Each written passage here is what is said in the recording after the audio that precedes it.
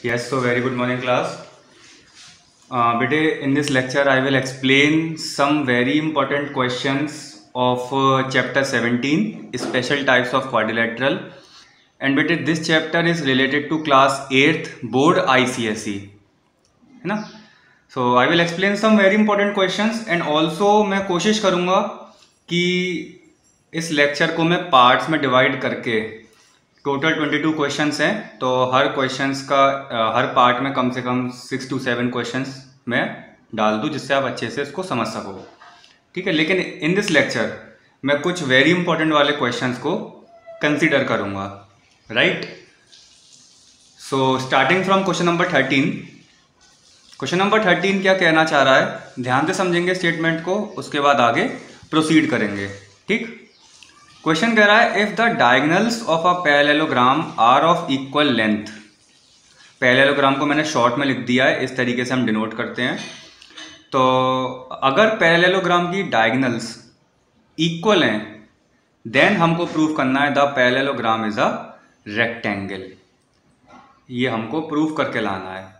तो बेटे एक मुझे बात बताओ बहुत छोटी सी, कि अगर हमें किसी पैरेललोग्राम को या किसी क्वाड्रिलेटरल को रेक्टेंगल प्रूफ करना है तो आप कहोगे सर रेक्टेंगल की pair of opposite sides equal होती हैं।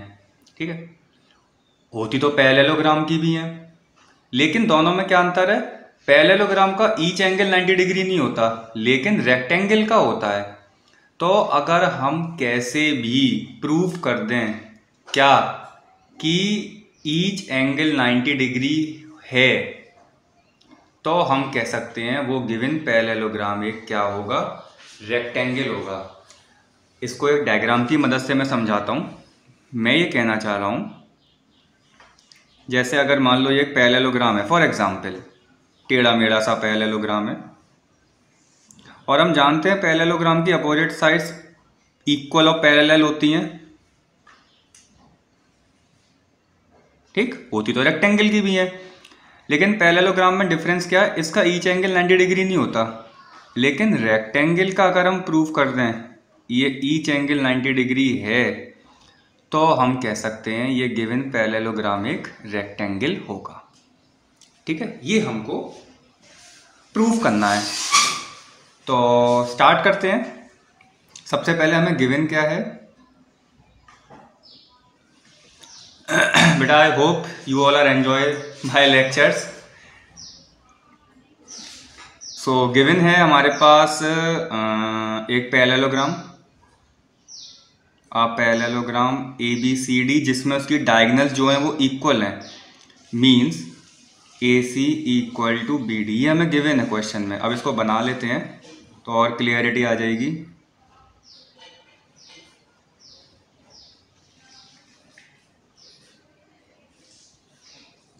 ठीक है, इसमें क्या गिवन है हमें, AC जो है वो BD के बराबर है।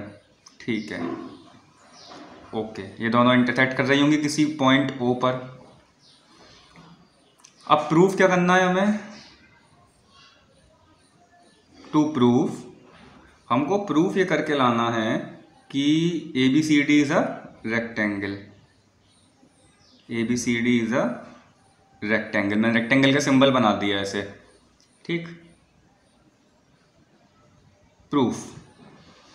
अब प्रूफ कैसे करें भाई। अच्छा, ये एक पैरेललोग्राम गिवन है तो इसकी अपोजिट साइड्स पैरेलल भी होंगी और इक्वल भी होंगी।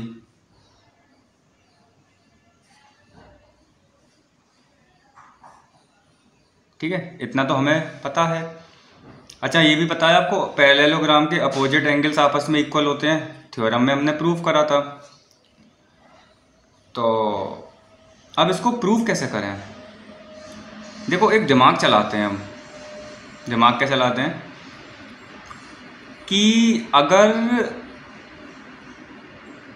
मैं कैसे भी करके, सोचना ध्यान से, अगर मैं यहाँ से दो ट्रायंगल को कंसीडर करूँ, ठीक है, कोई से भी दो ट्रायंगल्स, और उनके दो एंगल्स अगर मैं इक्वल कर दूँ, अगर मैं उनके दो एंगल्स इक्वल कर दूँ तो वहाँ से ये होगा कि कहानी हमारी बन जाएगी। कैसे, देखो मैं बताता हूँ। पहले तो मैं एक ट्राइंगल लेके चल रहा हूँ DAB। थोड़ा सा इसको अलग कर दें ट्राइंगल को तो और क्लियरिटी आ जाएगी। ऐसे DAB और एक ट्राइंगल में लेके चल रहा हूँ BAC।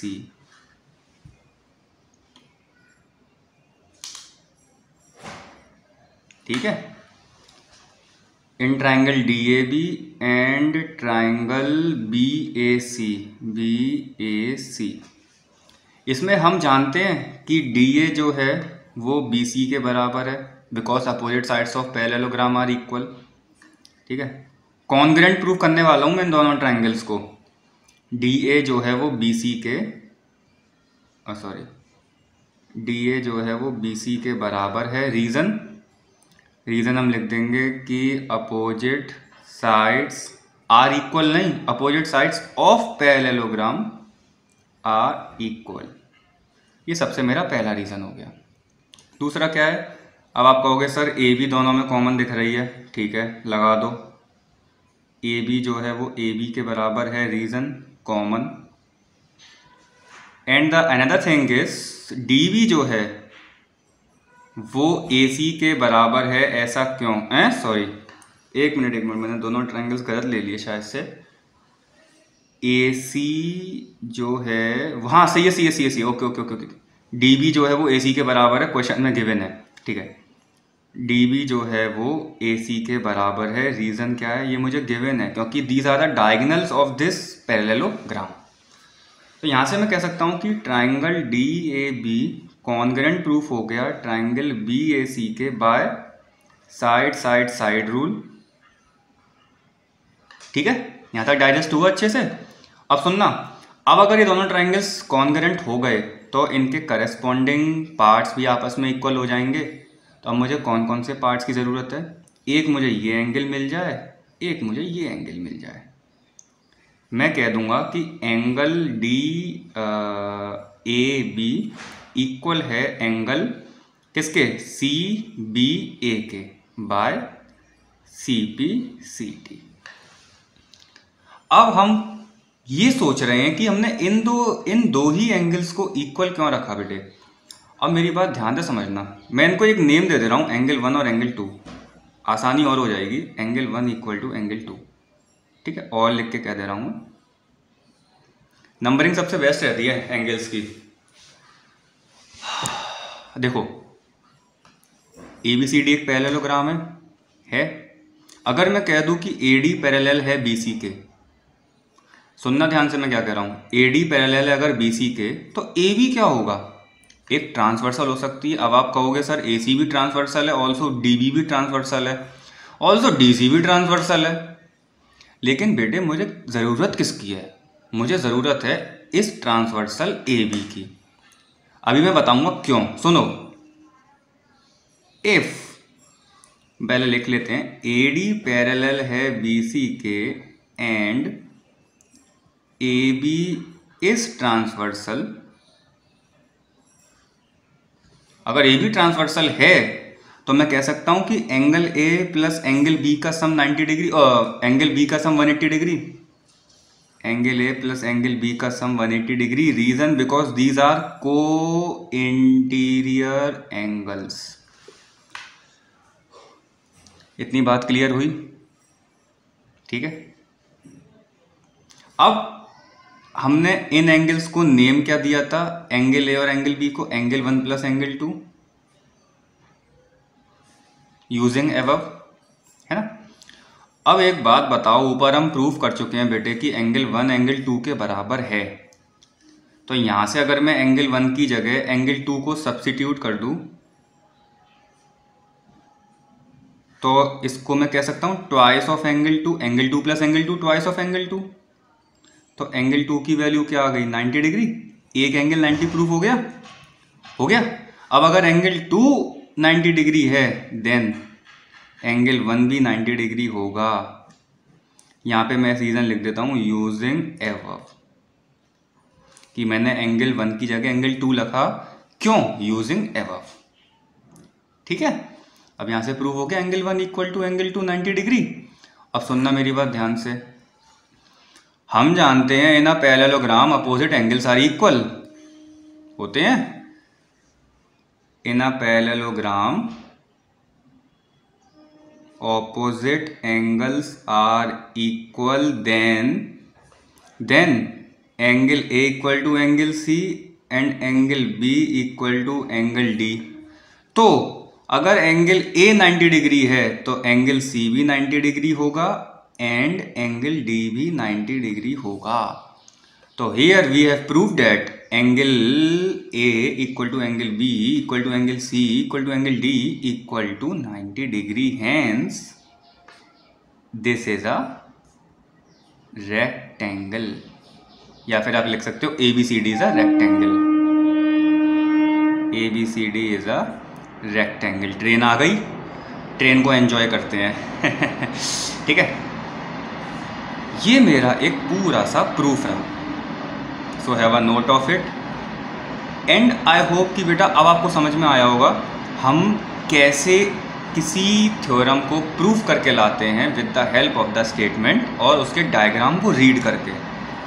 अगर हमने डायग्राम रीड करना सीख लिया तो बस कहानी बन गई। ठीक है, now comes to question number 14। So our next question is in a parallelogram ABCD, मतलब हमें एक पैरेललोग्राम गिवन है क्वेश्चन में। चलो बना लेते हैं, थोड़ा बड़ा बनाते हैं इसको। ठीक है, एक पैरेललोग्राम ABCD। एक बात का ध्यान रखना कि जब भी आप डायग्राम की नेमिंग करो तो अल्फ़ाबेट्स को एकदम सीक्वेंस में ही लिखना बेटे। जैसा क्वेश्चन में दे रखा है वैसा ही आप लिखना। कहने का मतलब ऐसा नहीं है कि ABCD टेढ़ा मेढ़ा डाल दो, बेटा सब कुछ बिगड़ जाएगा, है ना। इसीलिए अल्फ़ाबेट्स को सीक्वेंस में ही लिखना ज़्यादा बेटर है। तो गिवन क्या है हमें, ABCD इज अ पैरेललोग्राम। ठीक है, वेयर, और स्टेटमेंट पढ़ते हैं, E is the mid point of AD। E जो है इस AD का मिड पॉइंट है। इसकी एक कहानी समझेंगे अभी हम बहुत जल्दी से। और F मिड पॉइंट है BC का। ठीक है, हमको प्रूफ करना है कि BFDE एक पैरेललोग्राम है। तो बेटे अगर मुझे इसको पैरेललोग्राम प्रूफ करना है तो कुछ कंस्ट्रक्शन करनी पड़ेगी। भाई अभी क्या पैरेललोग्राम बनना है क्या, BFDE नहीं बन रहा ना। तो उसके लिए पहले लाइंस को कुछ कुछ पॉइंट्स को ज्वाइन करना पड़ेगा मुझे। चलो देखते हैं। पहले मैं आपको एक मिड पॉइंट की कहानी समझा दे रहा हूँ जल्दी से। देखो बेटे, जैसे मेरे पास कोई लाइन है, सपोज करो लाइन सेगमेंट है AB। ठीक है, मैं कह दूं कि C जो O है, O इस लाइन सेगमेंट का मिड पॉइंट है। क्या है, एक मिड पॉइंट है। तो अगर ये मिड पॉइंट है तो डेफिनेटली ये लाइन 2 इक्वल हाफ्स में बट गई होगी। सोचने वाली बात है। और अगर ये 2 इक्वल हाफ्स में बट गई होगी तो क्या मैं इसको ऐसे लिख सकता हूँ कि AO जो है इतना हिस्सा, ये इस पूरी AB का आधा हिस्सा है। बहुत सोच के बताना मैं क्या कहना चाह रहा हूँ। अगर O इस लाइन का मिड पॉइंट है तो मैं कह सकता हूँ ये लाइन 2 इक्वल हाफ्स में डिवाइड हो गई होगी। और मैं इसको अगर मैथमेटिकली लिखना चाहूँ तो ऐसे लिख सकता हूँ कि AO जो है वो हाफ है इस पूरी लाइन AB का है। सिमिलरली OB भी हाफ होगा किसका, इस पूरी लाइन AB का। ठीक है, अब हमने क्रॉस मल्टीप्लिकेशन सीख के आए हैं। अगर मैं 2 को इधर ले जाऊं तो AB जो है वो ट्वाइस ऑफ AO कहलाएगा। इसको मैं ऐसे रीड करूंगा। कहने का मतलब AB जो है इस आधी हिस्से का दुगना पार्ट है। बिल्कुल है, आधा आधा मिलाओगे पूरा एक बन जाएगा। सिमिलरली AB जो है वो ट्वाइस होगा OB का। क्रॉस मल्टीप्लाई कर दिया बस मैंने। लेकिन ये मुझे ऐसा लग रहा है कि आप सबको ये मेथड ज़्यादा अच्छे समझ में आया। लेकिन यहाँ पे सिर्फ क्रॉस मल्टीप्लिकेशन हुआ है और कुछ नहीं हुआ है। मैंने इसीलिए समझाया क्योंकि ये मेथड अब यहाँ यूज़ होने वाला है। क्लियर हुई सबको बात। चलो फटाफट इसको हम करते हैं। गिवन क्या है मेरे पास, एक पैरेललोग्राम ABCD। थोड़ा सा फास्ट चलूँगा बेटे, है ना। अ पैरेललोग्राम ABCD, और अगर E मिड पॉइंट है AD का, ये तो गिवन है मुझे, तो मैं यहाँ से लिख सकता हूँ DE जो है वो EA के बराबर होगा, क्योंकि because E is the mid point. यहाँ पे लिख देते हैं E is the mid point, इतना मुझे गिवन है। और क्या गिवन है, F मिड पॉइंट है तो CF equal to FB, CF equal to FB because F is the midpoint मेरे बच्चों, ठीक। FB, इतना मुझे क्वेश्चन में गिवन है। प्रूफ क्या करना है मुझे, ये भी गिवन है, BFDE इज अ पैरेललोग्राम। कुछ कंस्ट्रक्शन करनी पड़ेगी हमें इसमें अपनी तरफ से कि ज्वाइन कर दो BF को नहीं, FD को ज्वाइन कर दो, FD join FD and BE, ठीक है। तो अभी एक पैरेललोग्राम बन के आएगा, कैसे देखो,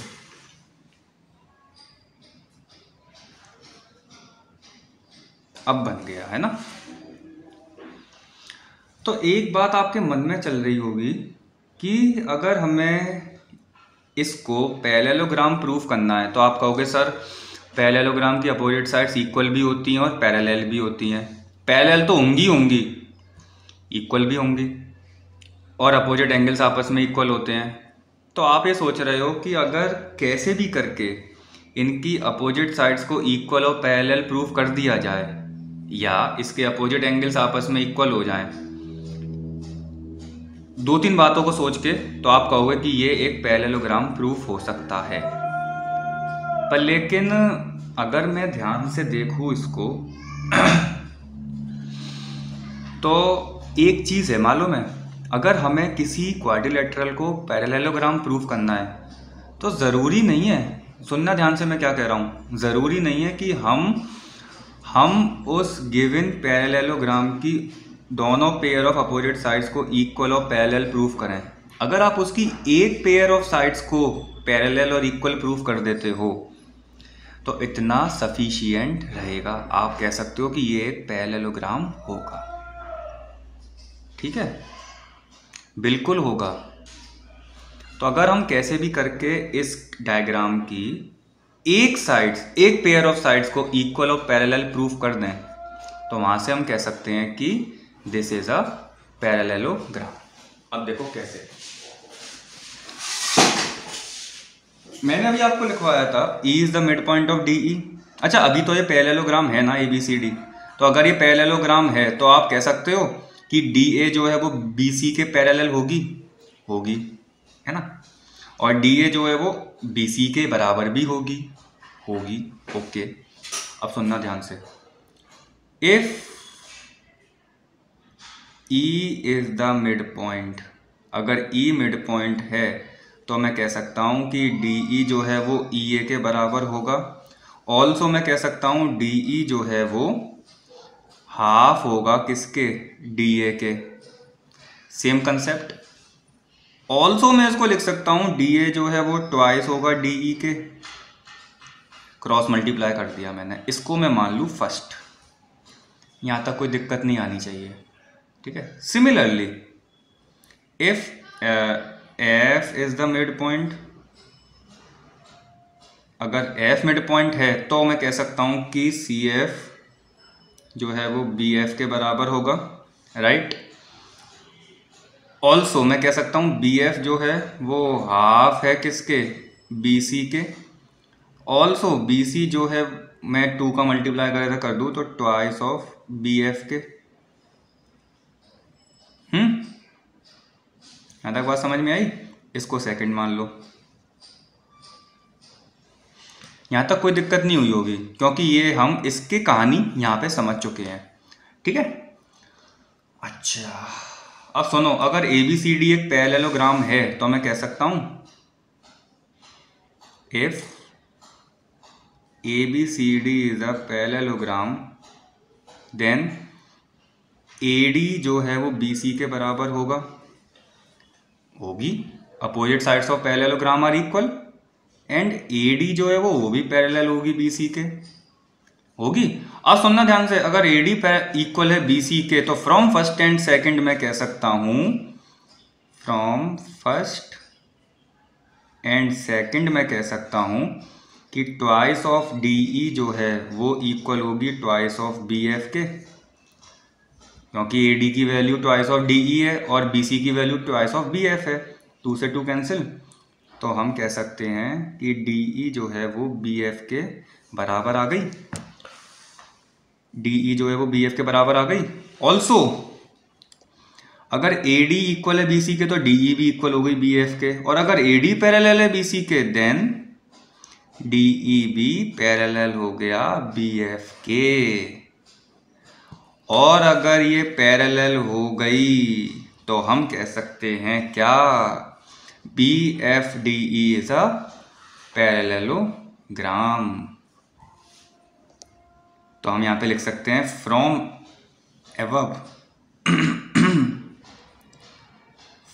above we can say that, क्या कह सकते हैं हम कि BFDE इज अ पैरेललोग्राम। तो यहां से हमने एक चीज सीखी कि अगर हमें किसी क्वाड्रिलेटरल को, ये एक मेरे लिए क्वाड्रिलेटरल ही तो है, अगर मुझे किसी क्वाड्रिलेटरल को पैरेललोग्राम प्रूफ करना है तो उसकी एक पेयर ऑफ साइड्स को इक्वल और पैरेलल प्रूफ कर दो बस। अगर सारी हो जाए तो सो फार सो गुड है, लेकिन अगर एक साइड भी हो जाए, एक पेयर ऑफ साइड भी हो जाए तो वो एक पैरेललोग्राम बन जाएगा। ठीक है। अब आप कहोगे सर क्या ये पैरेलल और इक्वल ही हो सकती हैं साइड? बेटा ये आप इसको इक्वल तो प्रूव कर सकते हो, लेकिन ये पैरेलल नहीं हो पाएंगी। इक्वल तो हो जाएंगी, पैरेलल नहीं हो पाएंगी। इसीलिए जब हम इसको कर पा रहे हैं तो क्या दिक्कत है ना। तो ये था बेटा हमारा क्वेश्चन नंबर 14। आई होप आप सबको बहुत अच्छे से समझ में आया होगा ये।